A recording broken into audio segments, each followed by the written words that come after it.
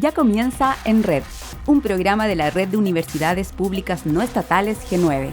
Innovación, academia, investigación, docencia, extensión cultural. Todo desde una mirada en red.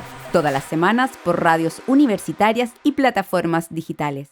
Sean bienvenidos una vez más a un nuevo capítulo de nuestro programa En Red. Un gusto para mí saludarles y en forma muy especial, ya que damos inicio a un nuevo año en el cual los estaremos acompañando en nuestro programa En Red, un espacio de la Red de Universidades Públicas No Estatales, G9. Así es, Enrique, y en nombre de todo el equipo que hace posible la emisión de este programa, les deseamos un excelente año 2024. Somos Carolina Cortés de la Universidad Católica del Norte y Enrique Ormazábal de la Universidad Católica del Maule, y les acompañaremos junto a los invitados e invitadas con los que conversaremos en este nuevo capítulo de nuestro programa en red. Para el primer programa del año 2024, nos acompañan interesantes invitados e invitadas con los cuales abordaremos en particular el tema de la inclusión en la educación superior. Antes de comenzar con nuestra entrevista, les recordamos e invitamos a conectarse semanalmente a las radios de las universidades G9 en el norte, centro y sur del país y a sus plataformas digitales, y toda la información la pueden encontrar en redg9.cl. Las universidades públicas G9 estamos presentes en 11 regiones y en 20 ciudades de todo el país. Al 2022, la matrícula total de pregrado de nuestras universidades fue de 161.400 estudiantes y contamos con más de 12.000 estudiantes matriculados en posgrado, lo que representa el 42% del estudiantado de las universidades del Consejo de Rectoras y Rectores. Al 2021, el 74% de los estudiantes matriculados en nuestras universidades provenían de educación particular subvencionada y municipal. Más de 81.000 de nuestras alumnas y alumnos estudiaron con gratuidad el 2021 y acogimos al 47% de estudiantes del Programa de Acceso a la Educación Superior PASE. Representamos el 15% del total de las universidades del país y generamos el 45% de la productividad científica nacional. De las patentes nacionales concedidas a universidades chilenas, el 59,5% corresponde a universidades de la red G9. Contamos con más de 120 centros de investigación y al 2022 desarrollamos 2.450 proyectos científicos y publicamos más de 17.000 artículos en revistas indexadas.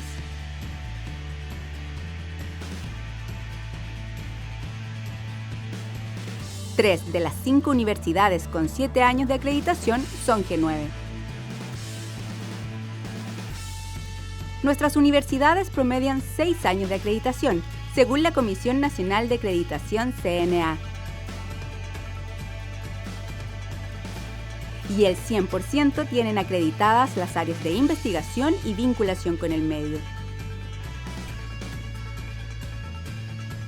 Somos universidades de servicio público, de excelencia, de innovación. Somos Universidades G9.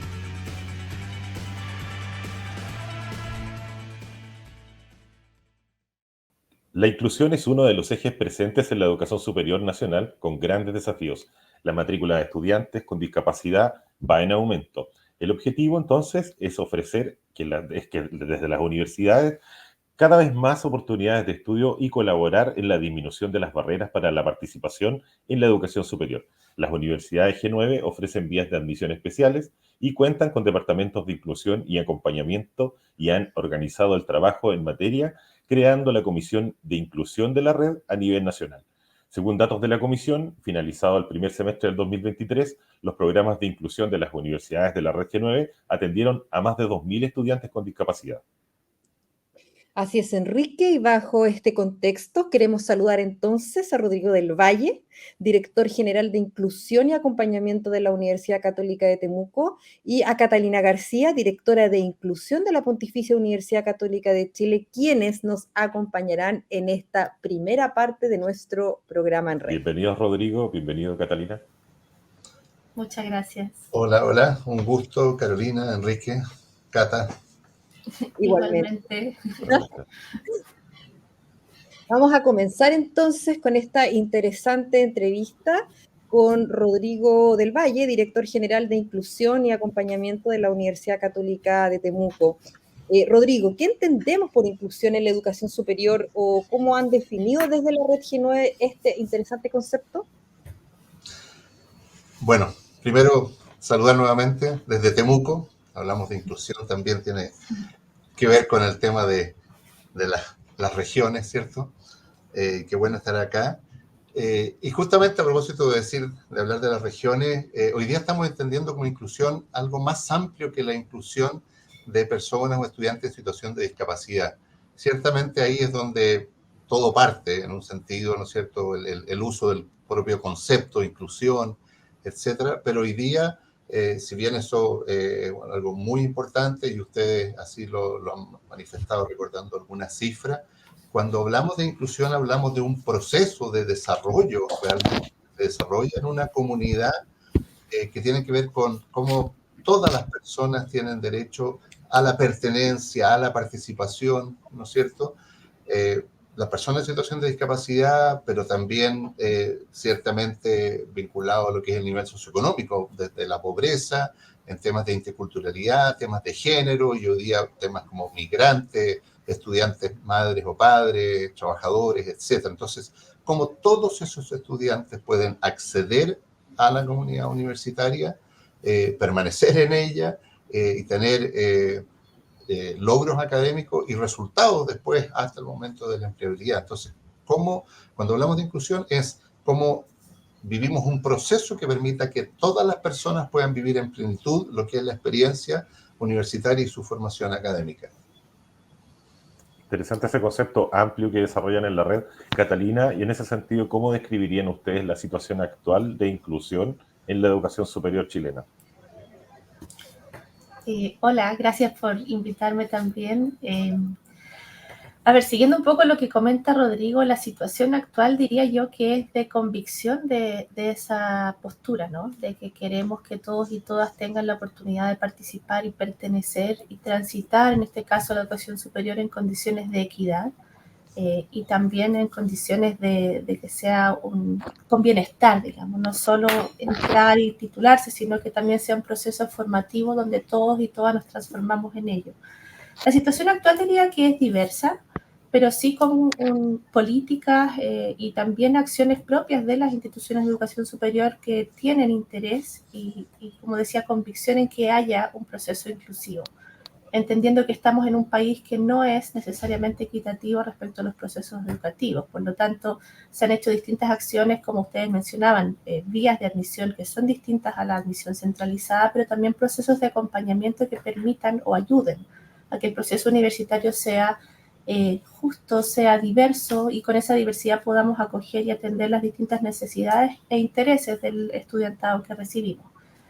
Nos queda harto camino por recorrer, pero estamos mucho mejor que muchos años atrás. Las universidades tienen poblaciones mucho más diversas que antes, hay oportunidades que antes no existían y sin duda tenemos el desafío de seguir trabajando en cómo hacer este proceso equitativo, porque también tenemos el deber de ofrecer a los estudiantes y a las estudiantes un proceso formativo riguroso, de calidad, y también a la sociedad, profesionales que sean competentes y que puedan hacer un aporte. Así que la situación es diversa, pero estamos avanzando con las políticas, las prácticas propias de las universidades y las redes, que también nos ayudan a mirar en conjunto y ver cómo damos nuevos pasos. Muchas gracias, Catalina. Vamos a continuar con Rodrigo y preguntándole en qué aspecto se ha logrado avanzar en comparación con años anteriores con respecto al tema de la inclusión. Bueno, primero yo concuerdo con Catalina. Creo que de verdad estamos a años luz de lo que estábamos hace 15 años, digamos. Realmente tenemos comunidades que son mucho más diversas, mucho más inclusivas. Hace 15 años algunos lo veían como un favor, casi como un acto de caridad, cuando en realidad estamos hablando de un acto de justicia realmente. O sea, cuando hablamos de inclusión o de equidad o de diversidad, tenemos como contraparte que hemos vivido experiencias universitarias en Chile donde hay inequidad, donde ha habido exclusión o ha habido uniformidad. Y no hemos perdido una riqueza maravillosa que es la diversidad que genera la inclusión. El avance es enorme. En el caso de estudiantes en situación de discapacidad, Hoy día, bueno, como mencionaba ustedes en la introducción, en el caso de la Universidad del G9 estamos atendiendo a más de 2.000 estudiantes que participan activamente en la vida universitaria con discapacidad. Ahora, eso sigue siendo una cifra muy menor comparado con la cantidad de población, ¿no es cierto?, en situación de discapacidad, población en edad universitaria, digamos, estamos hablando casi del 10% de la población que tiene algún nivel de discapacidad. Y nosotros estamos trabajando todavía con menos del 1%. Pero es un avance porque ha sido muy grande, particularmente un avance muy grande desde el momento en que la PAES, ¿no es cierto?, se vuelve una prueba más inclusiva, previamente, digamos, con la PSU, pero donde se comenzaron a permitir solicitar ajustes para la prueba de admisión. Entonces, cuando se partió en ese proceso el año 2018, eran, no sé, un poco más de 400 estudiantes que solicitaron ajuste a nivel nacional. Hoy día estamos hablando probablemente de cerca, para este proceso, no tengo los últimos datos, pero deben ser cercanos a los 14.000 estudiantes a nivel nacional que han solicitado ajuste. Y por lo mismo, lo bonito es que en el caso de estudiantes con discapacidad, la gran mayoría, la verdad es que entran por admisión regular, no por admisión especial. A veces es uno de esos mitos urbanos, ¿ya? Entran por admisión regular. Y lo mismo ocurre con estudiantes que antes por situación realmente económica estaban quedando excluidos, no solo por no poder pagar, que ahí viene todo el tema de la gratuidad, pero por algo mucho más profundo, por una prueba que reconocidamente tenía sesgos económicos, y eso se ha ido disminuyendo, por un lado con la modificación de la PAES, pero con la inclusión también del puntaje ranking. Entonces hoy día tenemos claramente un aumento en los últimos 10 años de estudiantes que son primera generación en la universidad, un aumento de estudiantes de liceos y comunas, inclusive, ¿no es cierto?, donde hace 10 o 15 años nunca había entrado un estudiante a la universidad. Imaginen un liceo donde nunca había entrado un estudiante a la universidad. En la región de la Araucanía tenemos comunas donde hace unos 15 años o 12 años nunca un estudiante había entrado a la universidad. Eso ya no es la realidad. Hoy día hay, con el programa PASE, 600 liceos en todo Chile, o cerca de 600 liceos y muchas otras iniciativas. Eso cada vez es menos frecuente, ¿ya? Todavía falta mucho, pero hemos avanzado una enormidad. Gracias, Rodrigo. Qué bueno saber esas novedades positivas, ¿cierto?, que van dándonos cuenta del avance y el eco que han tenido también las instituciones en estos temas. Catalina, en ese sentido también, tú algo adelantabas de que queda mucho por avanzar todavía. ¿Cuáles son los principales desafíos, dirías tú, que enfrentan las instituciones en cuanto a la inclusión de estudiantes con discapacidad? A ver, yo creo que un desafío importante es cómo trabajamos en red, no solo en las propias universidades, sino que también seguimos mirando esto como país. Nosotros como universidades o educación superior hacemos varias acciones que hacemos, como decía Rodrigo, por justicia, no por caridad, que es algo bien importante que ha cambiado en los años, pero también tenemos que seguir trabajando en mejorar la calidad educativa de los liceos, de la educación escolar. Por otro lado, una vez que diversificamos el contexto y la participación de distintos y distintas estudiantes en la educación superior, también tenemos que mirar entonces qué otras cosas tienen que transformarse y diversificarse. La misma gratuidad que menciona Rodrigo, en ocasiones el acompañamiento, el apoyo, una adecuación podría requerir otros tiempos, pero la gratuidad se acaba en un tiempo predeterminado, por ejemplo, la duración oficial de la carrera. Entonces, si bien no se trata de que nada tenga estructura, cuando trabajamos en inclusión tenemos el desafío de mirar formas diversas y distintas o formas alternativas de recorrer los caminos para lograr un mismo objetivo. Creo que otro desafío enorme es cómo hacemos esto siempre con mirada universal. Como decía Rodrigo, la inclusión ha ido mucho más allá que la discapacidad. Estamos hablando de estudiantes de distintos contextos y distintas oportunidades educativas previas, distintos establecimientos educacionales, distintas regiones, personas migrantes, personas de pueblos originarios, como mencionábamos, personas con discapacidad. Por lo tanto, las barreras de ingreso y participación en la educación superior son bien variadas y lo que tratamos de hacer es mirarlas con equidad para poder hacer algo al respecto. El tema de recursos, propiamente, políticas que quizás tengamos que pensar a nivel más amplio, ajustes y flexibilidades que podamos tener son desafíos que tenemos que seguir trabajando, pero mirado de forma universal. Si solo miramos lo particular, nos perdemos de lo universal y a veces no es viable. Por otro lado, si solo miramos la globalidad como la mayoría y olvidamos lo particular, perdemos la riqueza de la diversidad, como decía Rodrigo, pero también podemos ser injustos o poco equitativos si no lo consideramos. Por lo tanto, ese equilibrio que es conceptual, pero que se traduce en lo práctico, creo que es un tremendo desafío para la educación superior. ¿Qué va a ser propiamente inclusión? ¿En qué se traducen las prácticas? ¿Y cómo lo llevamos adelante? Y ahí van surgiendo estas pequeñas cositas que son un trabajo muy profesional, que también creo que es importante ese desafío. Esto no es solo un actitudinal, es también muy profesional. Muchas gracias, Catalina. Rodrigo, Catalina justamente hablaba de los desafíos y lo importante que es no solo para la educación superior, sino como para la sociedad en general, el trabajar en este tema que de un tiempo a esta parte ha ocupado el trabajo, sobre todo en las universidades. Y bajo este contexto, justamente de qué forma fomentamos la inclusión en las universidades de la Red G9 y qué ejemplos nos podrías dar de éxito que han tenido en este sentido. A ver, bueno, Catalina mencionaba que tiene que ver con... Hay momentos en la inclusión. El primer momento, de alguna manera, es el acceso, ¿no? O sea, si es que no pueden ingresar a la universidad, difícilmente podrá haber participación, logro, etcétera. Después hay un momento que tiene, y ahí hay experiencias de éxito en el acceso, en el programa propedéutico, PASE, distintas vías de admisión especial, etcétera, que lo que buscan justamente es encontrar nuevas formas de identificar esos estudiantes que tienen proyección académica, esos estudiantes que cumplen, ¿no es cierto?, con lo que dice la Declaración Universal de los Derechos Humanos. A veces se nos olvida ya, pero hace 75 años, como humanidad, acordamos que la educación superior era un derecho humano.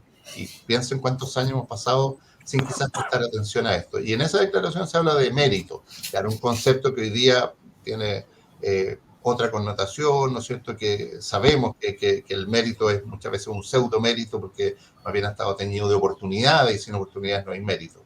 Pero hoy día hemos encontrado nuevas formas de identificar a estudiantes que tienen ese mérito, esa proyección académica, talento académico, el programa PASE, los propedéuticos, los distintos programas que tienen nuestras universidades del G9 y otras universidades en el país. Así que hay una primera experiencia de éxito en el acceso, pero después tenemos la experiencia de éxito en la permanencia, y eso tiene que ver con los programas de acompañamiento. Y nuevamente tenemos que ser creativos para encontrar distintas estrategias de acompañamiento, ¿no es cierto?, que de verdad permitan al estudiante transitar con éxito y de alguna manera acortar las brechas de oportunidades que han tenido, porque eso es realmente lo que existe. No hay brecha de talento. Los talentos están igualmente distribuidos en la sociedad, en distintos niveles socioeconómicos, entre hombres y mujeres. Una convicción profunda que tenemos los que trabajamos en inclusión en educación superior, ¿no es cierto? Pero una cosa es que estén los talentos y otra cosa es que hayan estado la oportunidad. Y en la universidad a veces hay que poder reparar esas oportunidades y aumentar esas oportunidades para diversificar el capital cultural de los estudiantes, las estrategias, hábitos de estudio, etcétera. O inclusive porque el estudiante tiene que trabajar, apoyar a alguien en su casa. Y entonces hay muchas instancias de acompañamiento. Por ejemplo, experiencia exitosa muy pequeña, pero tenemos un programa que se llama Entre Cuadernos y Mamaderas, para acompañar a estudiantes, principalmente mujeres, pero también hay algunos hombres, madres o padres. ¿Cómo estudiar y ser exitoso si es que tengo un hijo y tengo que hacerme cargo de él y tengo una situación socioeconómica compleja? Bueno, pequeñas estrategias que vamos inventando y reinventando para poder acompañar con éxito a los estudiantes. E inclusive al momento final en el proceso de titulación, inclusive de búsqueda de trabajo, ¿ya? Algunos dicen, no, eso ya es paternalismo, que cómo el estudiante ha pasado por 5 años de universidad. Bueno, es que a veces ni siquiera 5 años de universidad nos permiten, ¿no es cierto?, reparar todas las brechas y la falta de oportunidades que han tenido los estudiantes.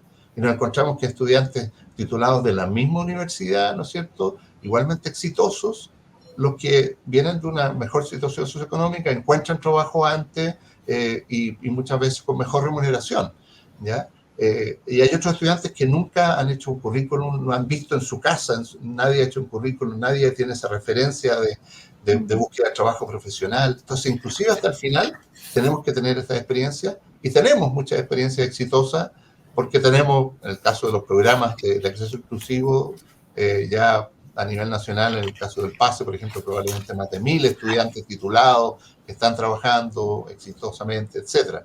Entonces, son estas experiencias que van permitiendo en las distintas etapas, yo diría, ser exitoso, y con eso es la sociedad la que es exitosa y es la universidad la que es exitosa, ¿eh?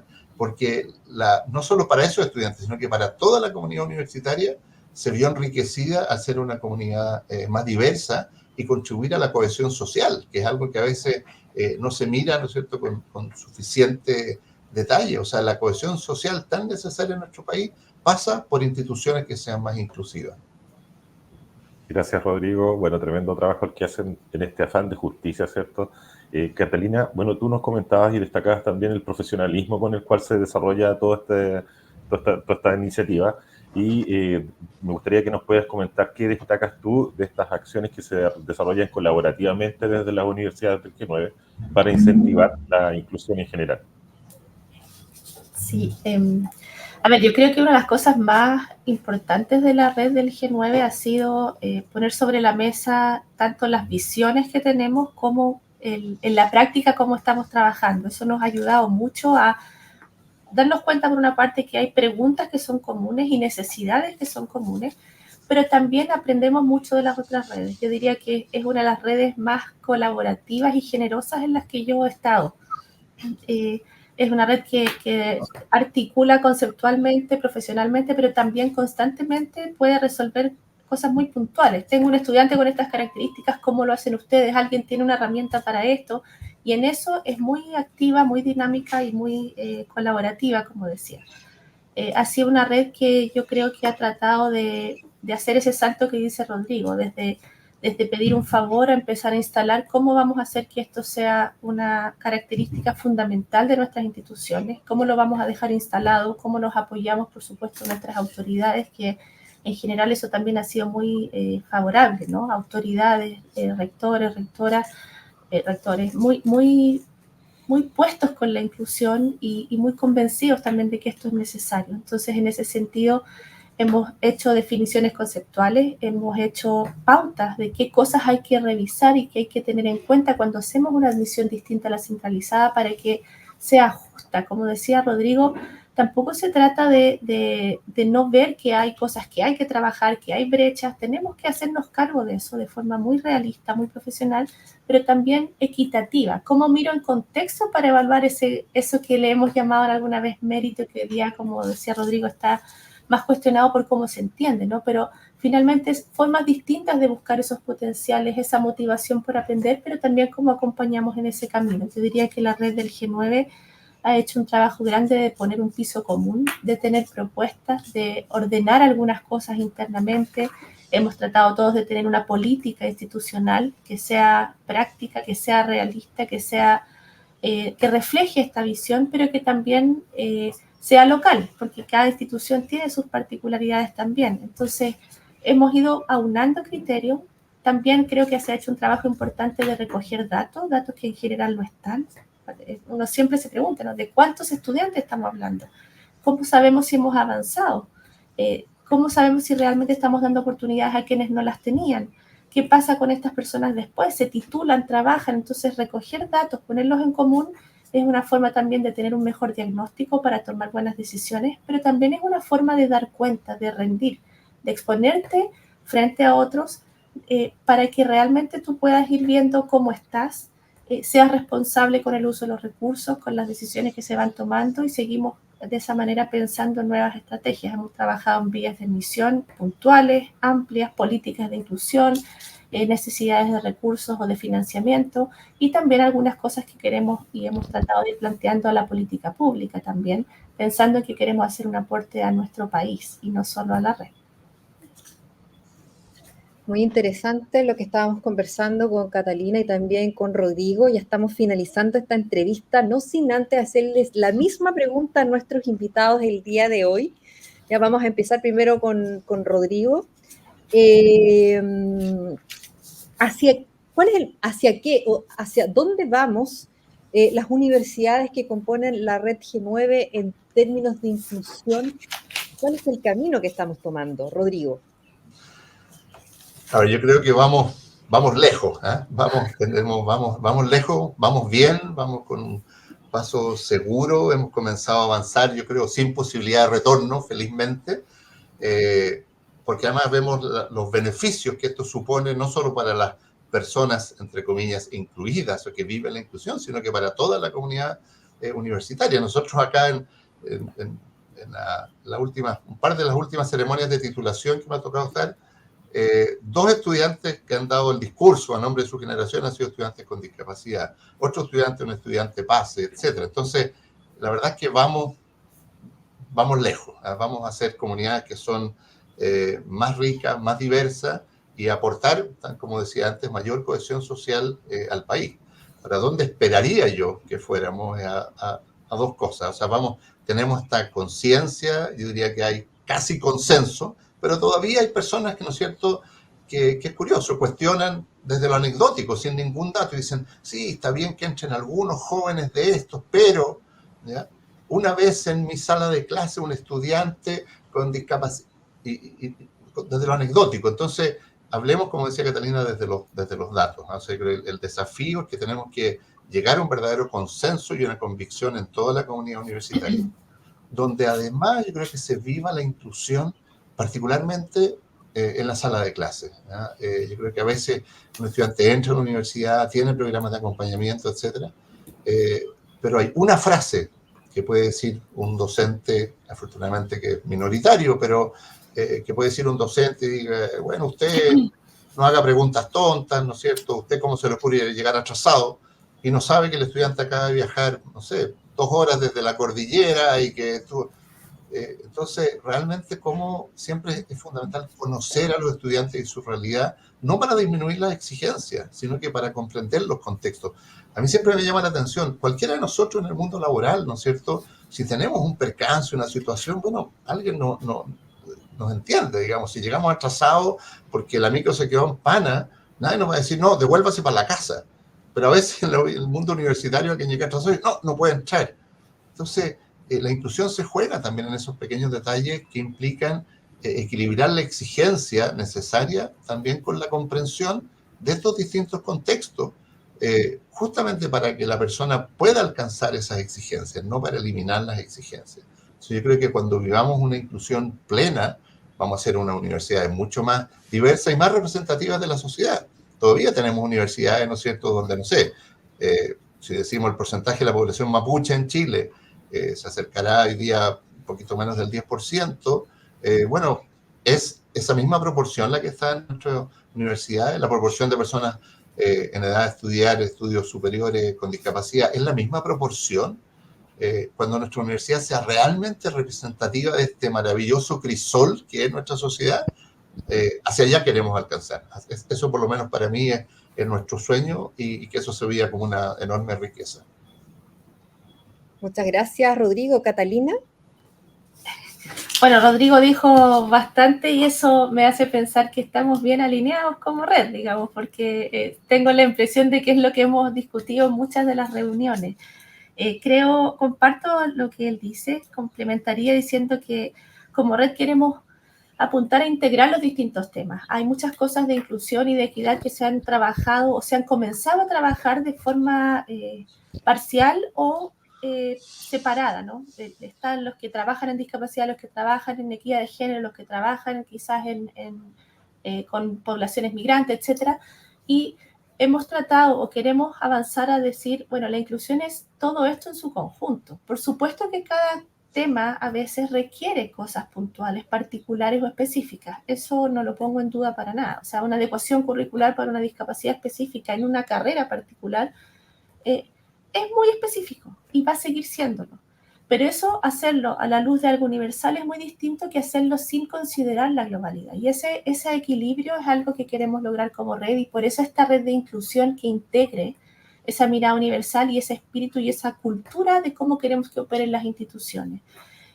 Como bien decía Rodrigo, yo comparto plenamente que queremos avanzar a que la inclusión nos haga mejores instituciones de educación superior, es decir, que nos haga mejores espacios para todos quienes habitamos la universidad o las instituciones de educación superior, pero también que el proceso formativo, que la experiencia de los docentes y las docentes, que la experiencia de cada estudiante sea mucho más enriquecida, porque está desafiada, porque te encuentras con la diferencia, porque tienes que discutir y argumentar, porque conoces realidades que no conocías, porque diversificas tu metodología. O sea, sí o sí, cuando trabajamos en serio en inclusión, pasan cosas, se transforma la institución y cuando se transforme, tenemos que transformarnos sin perder de vista nuestro foco, que es ofrecer un buen proceso formativo de calidad, buscando la cohesión social y que eso nos permita tener profesionales de muy buen nivel para nuestro país. Proponer ciertos mínimos es otro de los desafíos o hacia dónde queremos ir. ¿Qué es lo que debiéramos tener sí o sí todas las instituciones y que de eso se debiera hacer o traducir en algo más local quizás? Pero ¿cuáles son los mínimos, los estándares y respecto de qué tenemos que dar cuenta también? Y finalmente ofrecer un camino formativo con equidad en lo local, como decía Rodrigo. A nosotros nos pasa mucho también, tanto cosas de la sala de clases o la comunidad completa, esa gente de inclusión o de no inclusión, de equidad o de no equidad. Nosotros como departamentos, unidades, direcciones podemos trabajar muchas cosas, pero al final en la fiesta de estudiantes, en la clase, en el trabajo en grupo, son los propios y las propias estudiantes quienes están ahí, son los docentes, son otras unidades.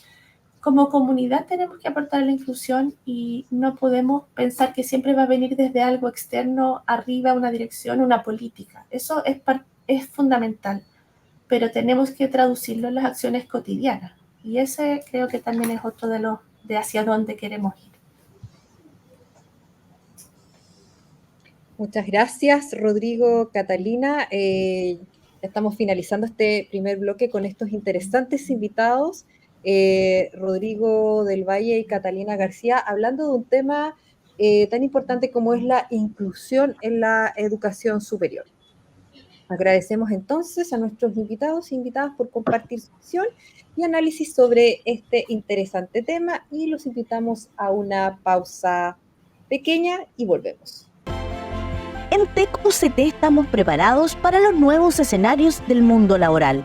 Te invitamos a potenciar tus talentos, servir a la comunidad y entregar soluciones a las demandas del sector productivo. Descubre tu vocación y pon en práctica tu talento en una institución de prestigio y excelencia académica. Instituto Tecnológico TEC-UCT.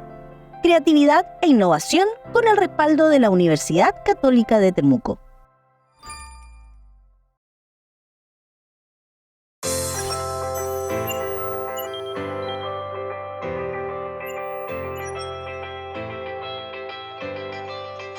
El objetivo de este proyecto es la producción de hidrógeno y o gas de síntesis. La novedad técnica que tiene el reactor rotatorio termoquímico solar es la mejora de la transferencia de calor en la zona de reacción, incorporando partículas inertes en conjunto del combustible sólido carbonoso que se está gasificando.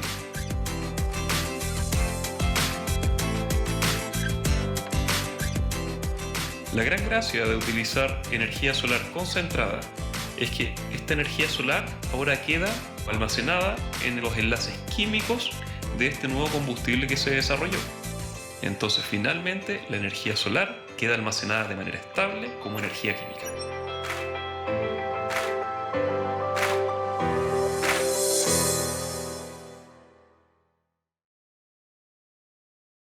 El aprendizaje continuo a lo largo de la vida, o lifelong learning en inglés, es esencial para mantenerse al día en un entorno dinámico, para seguir siendo relevante en el mercado laboral y para promover el crecimiento personal y profesional a lo largo de la vida. Educación Continua de la Pontificia Universidad Católica de Chile te brinda aprendizaje continuo en diversas áreas y materias. Elige la UC, comprometidos con la innovación y excelencia académica.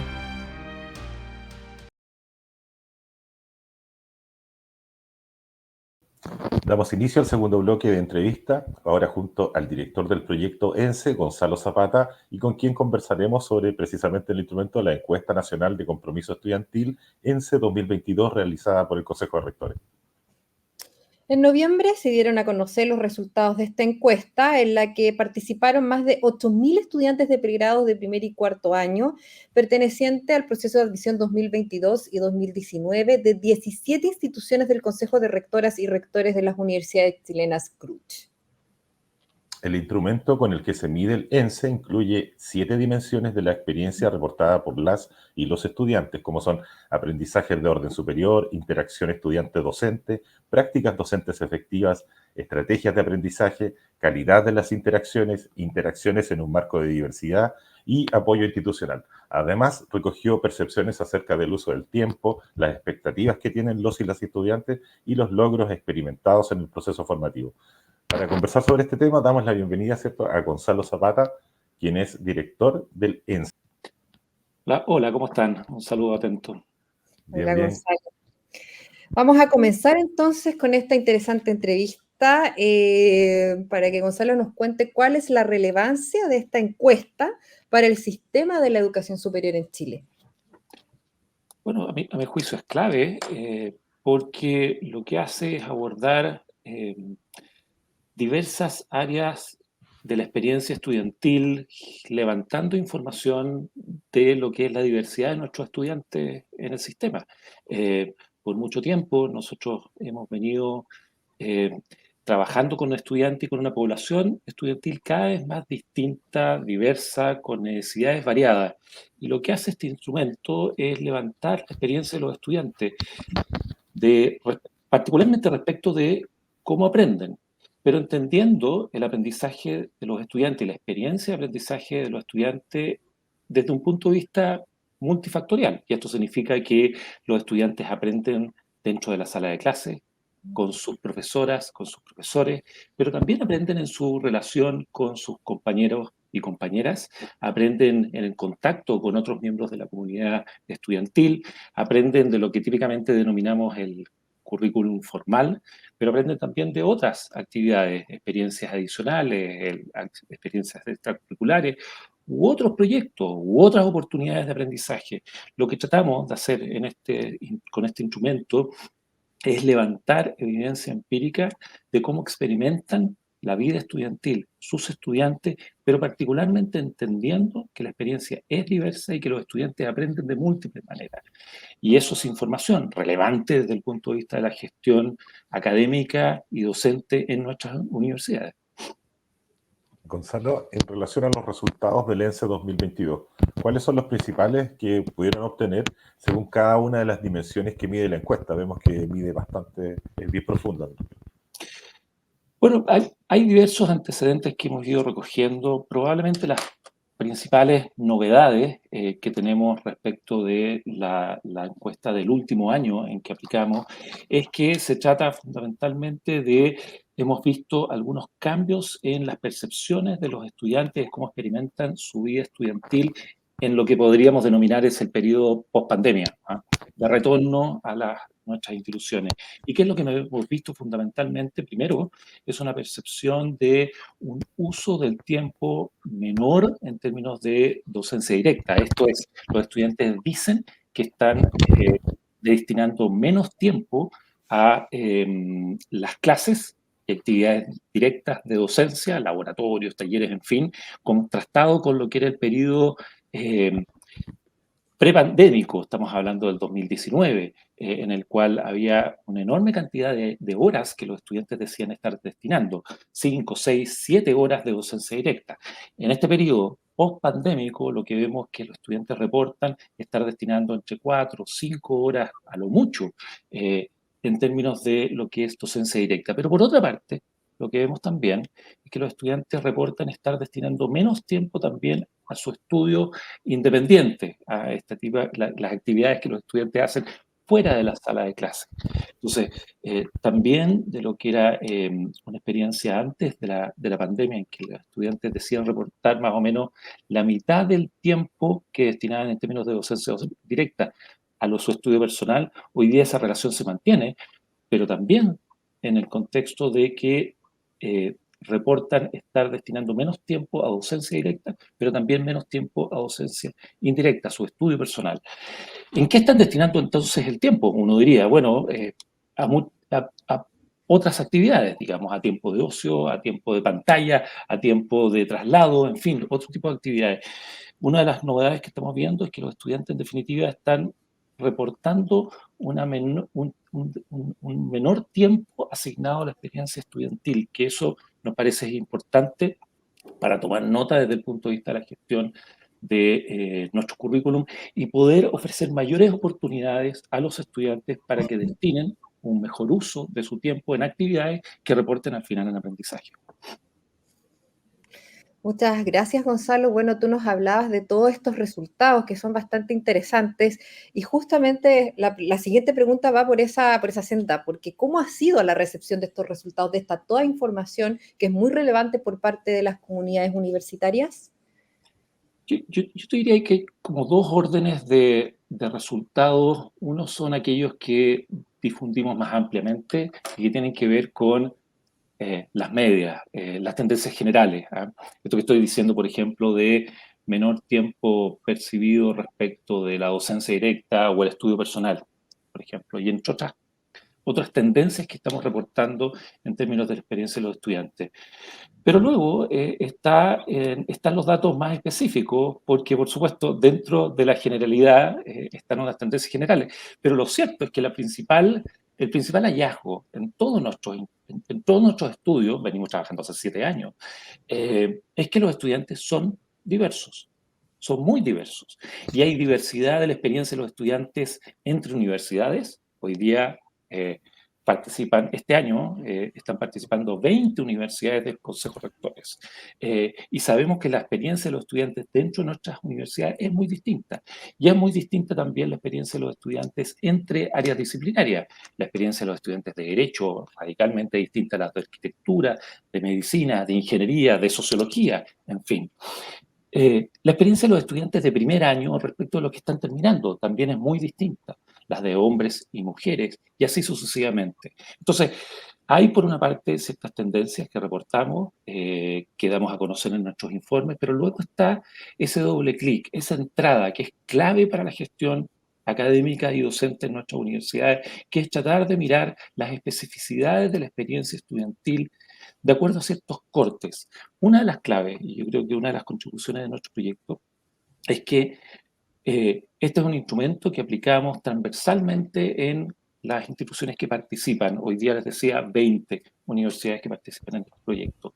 Y lo que hacemos es que a cada universidad les ofrecemos luego antecedentes para que puedan hacer comparaciones de sus propios datos respecto del universo de la experiencia estudiantil de estudiantes de otras universidades, del total de las universidades que participan, y poder mirar cómo es la experiencia particular de sus estudiantes por áreas disciplinarias, por cohortes, por género y otras distinciones que les permitan justamente poder ir mirando con mucha mayor atención cómo luce, cómo es la experiencia estudiantil en sectores de acuerdo a la diversidad propia y entender también la experiencia de sus propios estudiantes en contraste con otros en otras instituciones. Yo creo que, en definitiva, tenemos por una parte una información general que nos habla de cómo son las trayectorias y tendencias generales, y otra específica, que es un tipo de información que es mucho más importante para poder tomar decisiones y gestionar la experiencia estudiantil de nuestros estudiantes desde el punto de vista del mejoramiento de la calidad en cada una de nuestras instituciones. Gracias, Gonzalo. Y más allá del doble clic que tú comentas, en esta mirada general que nos saca a la luz esto del ENSE 2022, ¿ustedes tienen algún tipo de desafío que ven con claridad respecto a la educación superior en base a esos resultados? Bueno, yo creo que muchos, pero mencionaba uno solamente que tiene que ver con este periodo de retorno a la presencialidad, digamos. Yo creo que hay aquí ciertamente un tema respecto a la gestión del tiempo, de cómo los estudiantes hacen un mejor uso de su tiempo en actividades que representen y que estén orientadas a lo que es el aprendizaje. Yo creo que ahí hay un tema súper importante. Y por otra parte, el desafío para las instituciones es cómo ofrecemos a los estudiantes y a la diversidad de estudiantes un conjunto amplio de oportunidades que les redunden en mayores aprendizajes significativos desde el punto de vista de su formación. Y luego, insisto, entendiendo que la formación se da de múltiples modos, dentro y fuera de la sala de clase, con profesores y con estudiantes, en fin. Yo creo que ahí hay un primer tema, el tema de la gestión del tiempo. Hay un segundo tema que nos parece clave, que tiene que ver con la interacción. Dentro de las áreas que mencionabas, Enrique, que recorre la encuesta, Hay dimensiones que tienen que ver con la interacción con los compañeros, con las compañeras, con los ayudantes, con miembros de la comunidad y la interacción clave con los profesores y las profesoras. Una de las dimensiones en las cuales los estudiantes reportan menor interacción, menor frecuencia de la interacción es justamente con sus profesoras y profesores. Este es un ámbito que nos parece súper importante. Al final, enriquecer la relación entre los estudiantes con sus profesoras, con sus profesores es clave. Nosotros vemos que en general los estudiantes de primer año, los que van entrando, reportan un nivel de interacción en general limitado respecto de sus profesoras y profesoras. Tienen y reportan niveles de interacción con profesionales de apoyo estudiantil, por ejemplo, que son más altos respecto a los estudiantes que están terminando, pero con sus profesores todavía limitados. Entonces, a mí me parece ese es uno de los temas que nosotros hemos estado mirando. Nosotros hemos visto que hay una relación clara en que los estudiantes que interactúan más con sus profesoras y profesores, que participan más de proyectos, que aprovechan las oportunidades de extracurriculares, que los estudiantes que están más inmersos en el currículum, son al final los estudiantes que les va mejor. Los estudiantes que están más comprometidos son los estudiantes que experimentan una vida estudiantil más rica, más profunda y les va mejor. Y en ese sentido, una de las dimensiones, a mí me parece clave, es fortalecer las instancias de interacción, particularmente entre profesores y estudiantes, que redunden en experiencias de aprendizaje. Muchas gracias, Gonzalo. Ya estamos finalizando esta interesante entrevista para conocer los resultados de este interesante instrumento. Para finalizar, para quienes nos escuchan y ven por las distintas plataformas de la red G9, si quisieran saber más respecto a esta encuesta, ¿dónde encuentran los resultados y si se pueden leer? Gracias, Carolina. Ahí tenemos una página web que está alojada en la página del Consejo de Rectores, consejorectores.proyectoense.cl. Allí participan las universidades del Consejo de Rectores que se asocian libremente por derecho propio, se pueden asociar al proyecto. De las universidades del G9, tenemos a 4 de las 9 que están participando del proyecto de ENSE, 14 de las estatales y 2 de las privadas nuevas. En definitiva, tenemos hoy día 20 universidades que participan. Y esta es una encuesta que se aplica anualmente. Sus reportes generales están disponibles en la página web que te mencionaba. Y luego los reportes específicos y bases de datos se comparten entre las instituciones. Esto es un proyecto de colaboración interinstitucional que desde el punto de vista de la política del Consejo de Rectores es clave.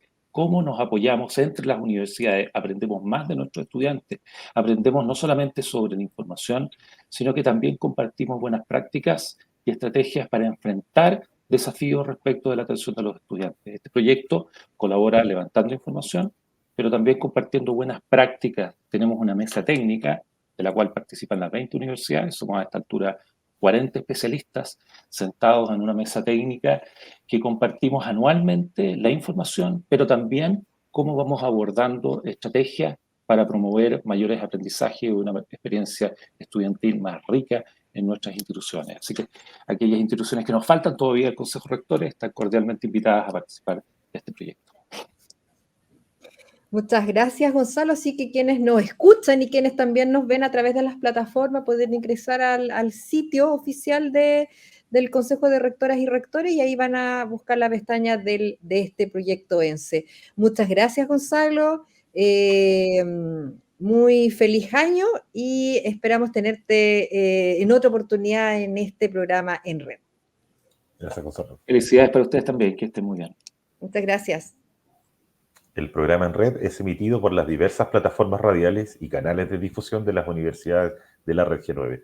Hoy les traemos noticias desde la Universidad Católica del Norte, la Universidad Católica del Maule y la Universidad Austral de Chile.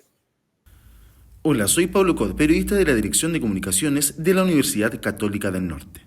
La Universidad Católica del Norte y el Servicio Nacional de la Discapacidad celebraron la firma de un convenio de colaboración para fortalecer y promover la inclusión de personas con discapacidad en la educación superior. En la actividad se revelaron los datos tras el levantamiento de información sobre la incorporación de la variable de promoción de derechos de las personas con discapacidad en instituciones formativas de la región de Antofagasta. Previo a la firma del convenio, la directora regional de Senadis dio a conocer datos sobre la incorporación de personas con discapacidad en las universidades y centros de formación en la zona. En este sentido, indicó que las instituciones de educación superior deben contar con mecanismos que faciliten el acceso de las personas con discapacidad, así como adaptar materiales de estudio y medios de enseñanza para dichas personas puedan cursar las diferentes carreras, lo anterior consignado en la Ley 20.424. También expuso que a nivel nacional el 17,6% de las personas adultas presentaban algún grado de discapacidad, lo que equivale a 2.703.893 habitantes. De este grupo, 267.685 corresponde a una población etaria de entre 18 y 29 años. Sobre la encuesta realizada a la población estudiantil ante la pregunta de si creen que en sus universidades hay estudiantes con discapacidad, 63,9% de los encuestados manifestaron no saber, 25% dijeron que sí y el 11,1% aseguraron que no. A la pregunta de que si habitualmente se relacionan con estudiantes con discapacidad en sus instituciones de educación superior, 60,6% dijeron que no y 39,4% que sí. Desde la Universidad Católica del Maule les saluda Claudio Zurita y esta semana destacamos las novedades que tiene el plantel respecto al programa de apoyos y recursos para la inclusión.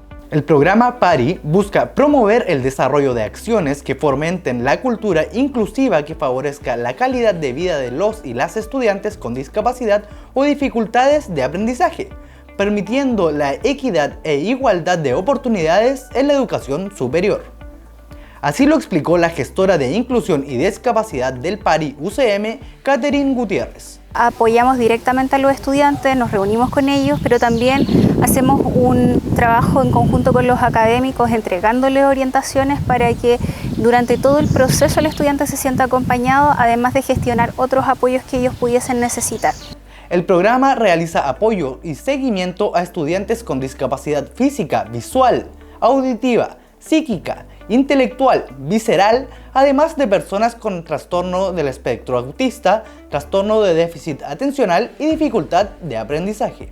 De esta forma, la Universidad Católica del Maule continuará trabajando en disminuir las barreras educativas y generando adaptaciones curriculares que fomenten la inclusión. Hola, soy Paola Segovia Tamayo. Desde la Universidad Austral de Chile les cuento que hace poco se lanzó el programa Más Mujeres Científicas. Esto con el objetivo de reducir la brecha entre hombres y mujeres que cursan las carreras llamadas STEM. Para conocer más detalles sobre esta política, les dejo a la directora de Estudios de Pregrado de la Universidad Austral de Chile, doctora Karen Jurgens. La Universidad Austral de Chile se suma al llamado que hace el Ministerio de Educación de generar cupos vacantes para mujeres en carreras STEM, que son en el área de las ciencias, de la tecnología, y es así como la universidad abre vacantes en 15 carreras en sus sedes de Valdivia y Puerto Montt, justamente para favorecer el ingreso de mujeres a las carreras de pregrado de la universidad. La universidad ya tiene experiencias previas con estos ingresos que favorecen la entrada de mujeres a las carreras, como es en el área de las ingenierías, con Más Mujeres para Ingeniería, un ingreso especial. Ahora sumamos un ingreso regular entonces para mujeres y seguimos manteniendo nuestros ingresos especiales que se han aumentado, ya no solo ingeniería, sino que también tenemos en otras áreas como las ciencias. Para aquellas mujeres que están interesadas en acceder a estas carreras STEM, les invito a postular directamente en el proceso regular de admisión de las universidades chilenas. Somos Carolina Cortés de la Universidad Católica del Norte y Enrique Ormazábal de la Universidad Católica del Maule. Gracias por conectarse con las universidades G9 semana a semana. Si quieren volver a escuchar o ver cada uno de los contenidos de nuestros programas, pueden ingresar a redg9.cl y a nuestro canal de YouTube Universidades G9. Nos reencontramos la próxima semana. Muchas gracias. Finaliza En Red, espacio de conversación e información de educación superior nacional. Nos escuchas y ves semanalmente en radios universitarias y plataformas digitales de las universidades G9. Una invitación de la Red de Universidades Públicas No Estatales G9.